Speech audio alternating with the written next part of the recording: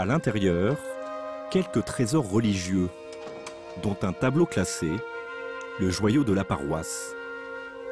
Face à la multiplication des pillages d'églises dans la région, la commune a dépensé 11 000 € dans un système anti-vol. Mais le maire n'avait pas tout prévu. Il y a ce retable, on vient de le mettre en sécurité pour le protéger du vol. Pendant qu'on surveille le retable, on s'est fait piller la sacristie. Manque de chance. Jean-Yves Narquin était en effet loin d'imaginer la présence d'un loup dans sa propre bergerie. Un voleur insoupçonnable qui serait passé par derrière, ni vu ni connu. Il y a ici une porte de service où on peut accéder directement à la sacristie. Vous voyez, la sacristie est un peu en crypte sous l'autel. Et donc là, il y a une porte qui est effectivement très pratique pour s'approcher discrètement. Donc, et effectivement, seule la paroisse a la clé de cette porte. Nous-mêmes, nous ne l'avons pas. Ce voleur serait le curé de la paroisse, le père Étienne, 33 ans, au cœur d'une sombre affaire de culte. Il est soupçonné d'avoir dévalisé 14 églises de la région. En France, les vols dans les édifices religieux sont en pleine expansion. Ils sont en général commis par de petits délinquants. Mais un prêtre pillant les églises de son diocèse, de mémoire de chrétien, c'est du jamais vu. Lors d'un inventaire en mai dernier, Jean-Yves Narquin découvre l'étendue de ces vols. On n'allait pas mettre des alarmes contre les curés, quand même. Le père Étienne avait les clés de la sacristie. Il aurait donc tranquillement pu se servir dans les placards réservés aux objets utilisés pour dire la messe. Donc voilà, vous avez 2 calices qui ont disparu et cet ostensoir. On s'aperçoit tout de suite que le travail d'orfèvrerie était d'une finesse et d'une recherche incontestable. Le curé avait l'œil et du goût visiblement. En tout, il aurait dérobé une quarantaine d'objets dans la région et surtout les plus précieux, comme ce calice du XVIIIe siècle, estimé à 35 000 €, ou encore cet ostensoir serti de pierres précieuses. Voilà. Et malheureusement, la boîte est vide. Qu'est-ce qu'il y avait dans cette boîte? Eh bien, il y avait un des calices précieux qui était ici, donc maintenant, la boîte est vide. Tristement vide. Tristement vide. Au total, le butin est estimé à plus de 70 000 €. Un curé présumé voleur, un sacrilège pour le maire. Vous avez l'air un peu énervé là. Ému. Ému?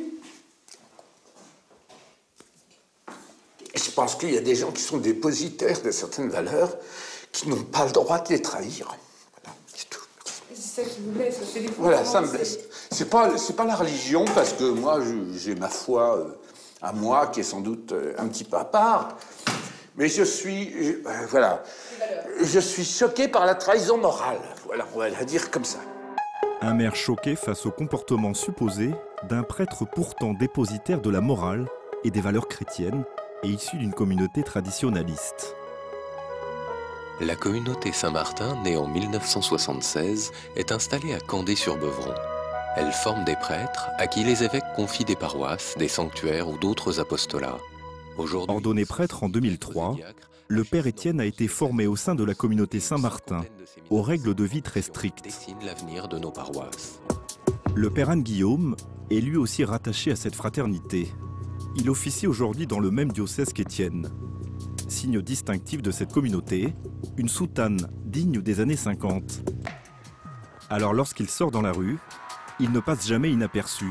Les mauvaises langues surnomment ainsi ces prêtres les gothiques ou encore les Don Camillo. Proche du père Étienne, ce curé est encore sous le choc. Vous dites le mot trahison, oui, on peut parler de trahison, de profonde déception, on est bouleversé par tous ces gestes qu'il a pu commettre. Que vous diriez-vous aujourd'hui? Je serais peut-être un peu violent, j'aime mieux pas. Avec cette affaire, c'est l'ensemble de la communauté qui est ébranlée. On a tout fait pour mettre Étienne entre les mains de la justice sur terre, entre la justice humaine, mais on le confie aussi à la justice divine, qui seul Dieu sait pourquoi il a fait ça, quelles étaient les intentions de son cœur. On ne peut rien dire de plus. Le père Étienne aurait, semble-t-il, oublié un peu vite les valeurs de cette communauté conservatrice. Pourtant, le père donne l'image d'un homme sympathique et jovial, proche des jeunes. Moderne aussi, comme en témoigne cet extrait d'un reportage de 2007 où il fait part de ses goûts musicaux éclectiques. J'aime, disons, de la musique classique au métal, mais sauf hip-hop, rap, dance, ça c'est miette. Mais avant tout, un homme de conviction. En plein débat sur le mariage pour tous, il monte au front et fait même l'objet d'un portrait dans la presse nationale. Une belle vitrine qui va vite se fissurer. Ça va? Bonjour. Tu vas bien, Michel? Ça va. Ça boum? Pas de soucis? Pas de soucis? C'est en tout cas ce que va réaliser Jean-Yves Narquin le maire. En fouillant, il a découvert les zones d'ombre que cache le père Étienne. Sur le profil Facebook de ce curé moderne, des photos pour le moins surprenantes, comme celle de Fernandel en Don Camillo, le fusil à la main. Alors, il signe un commentaire avec la photo de Don Camillo. Carême fini, on ressort l'artillerie. C'était un prêtre un petit peu à part, il avait un style de vie, il avait des fréquentations, il aimait bien s'amuser, faire la fête, jouer au PMU, des choses comme ça. Donc c'est vrai qu'il était un peu décalé. Atypique, le père Étienne avait l'habitude de fréquenter tous les jours les bars du coin. À Montoire-sur-le-Loir, une des communes où il officiait, les habitants le croisent souvent au bistrot, en train de boire un verre et de faire son tiercé. Une personnalité locale et appréciée. Vous aussi, vous en avez pensé quoi? Non, moi je ne parle pas de ça. Je l'aimais beaucoup et je ne l'aime pas. Ah, vous l'aimiez bien? Oui, peut-être aussi. Ça vous a fait de la peine, c'est ça? C'est un bon garçon, c'est un super mec, un super mec. C'était un super prêtre? Il rencontrait les gens, tout simplement, il rencontrait les gens. Là, j'ai rien volé à personne. Je connais plein de gens qui l'ont fréquenté, là. Tout ce qu'il a volé, c'est quoi? Ce mode de vie est stoppé net le 17 juillet dernier. Les gendarmes viennent cueillir le père Étienne dans son église. L'élément déterminant de l'enquête, c'est l'absence totale d'effraction dans les 14 églises dépouillées, dont il avait les clés et la charge. Du côté de sa hiérarchie, pas de commentaires. Il faut attendre que l'affaire sorte dans la presse pour que l'évêque de Blois réagisse dans un communiqué officiel.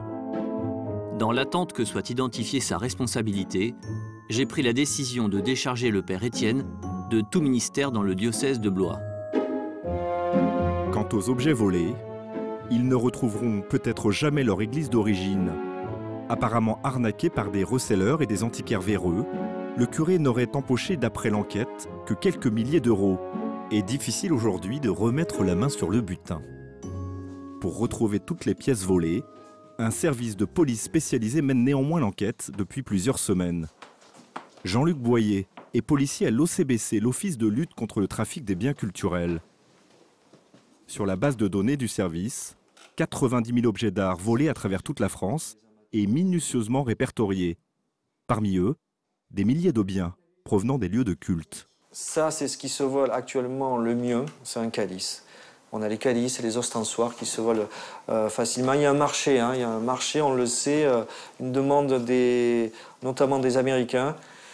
Ils ont des paroisses privées, vous savez, et donc ils sont en demande de biens cultuels et ça part généralement aux États-Unis. Ou bien ça peut être volé pour,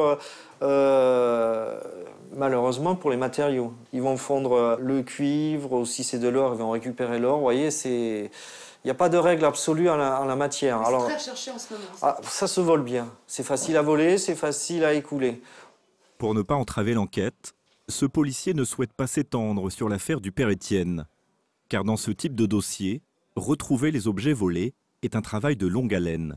Et les pièces dérobées auraient peut-être déjà été écoulées à l'étranger. En liberté, mais sous contrôle judiciaire, le père Étienne, lui, n'a pas quitté le territoire. C'est en Vendée, dans le fief familial, qu'il aurait trouvé refuge. Un dimanche matin, à Saint-Florent-des-Bois. Dans l'église de ce petit village vendéen, le père Étienne a officié pendant quelques mois sous l'autorité du curé en place.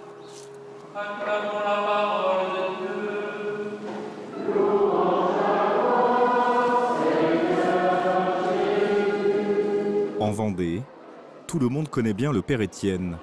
Il est issu d'une famille respectée et appréciée. Alors à la sortie de la messe, c'est l'omerta. Ce que ça vous a fait, qu'est-ce que vous venez chercher à Saint-Florent-des-Bois? Il a juste fait un petit passage, nous on est au courant de rien. Bon, on n'a rien à vous dire là-dessus. Je suis pas au courant, non, je sais personne n'a rien à dire sur lui. J'ai rien à dire. Pourquoi, madame, vous dites ça? J'ai rien à dire. Oui, mais vous avez entendu parler de l'affaire dans le Loir-et-Cher. Rigolo. Dans la région, un homme est extrêmement proche du père Étienne. Il s'agit de son frère. Au moment du scandale, il l'aurait même un temps hébergé chez lui. Ce frère bienveillant, nous l'avons rencontré. Il va se laisser aller à quelques confidences sur le père Étienne qui, lui, n'a pas souhaité nous parler. Il a été diagnostiqué, il a un syndrome qui peut vous renseigner, ça s'appelle le syndrome borderline. Et c'est un truc qu'il a depuis longtemps. Et en fait, ça a été une longue dégringolade, jusqu'à ce qu'il passe aux actes. Et donc, il est soigné, donc il va chez le psy 2 fois par semaine. Il devrait faire une cure, je pense, assez vite. C'est comme s'il était un peu drogué à sa propre adrénaline. Il a besoin, par exemple, de conduire vite. De se mettre en danger. De se mettre en danger. Et pour son frère, le curé n'aurait rien gagné dans cette histoire. C'était pas pour s'enrichir personnellement, en fait, parce qu'il n'y a pas eu de modification de son train de vie. Et puis il s'est fait arnaquer aussi par des antiquaires vélos qui ont trouvé un bon filon et qui l'appelaient, t'as pas un truc. Et lui, ça lui brûlait les doigts, donc en fait il prenait un truc dans une sacristie, puis il le revendait dans la minute, quoi. Comment il a vécu l'arrestation? Parce que c'était en juillet, si je ne me trompe pas. C'est-à-dire? C'est-à-dire qu'en fait, je pense que c'est partie de son problème, en fait. Il avait besoin de se faire arrêter, en fait. Et ça a été un vrai soulagement. Alors après, ça a des implications, il n'a pas fini de s'en rendre compte, mais c'était un vrai soulagement. Il a tout fait pour qu'on le sache. Lors de sa garde à vue, le père Étienne a reconnu les faits. Il attend maintenant son procès. Il risque au maximum 7 ans de prison et 100 000 € d'amende.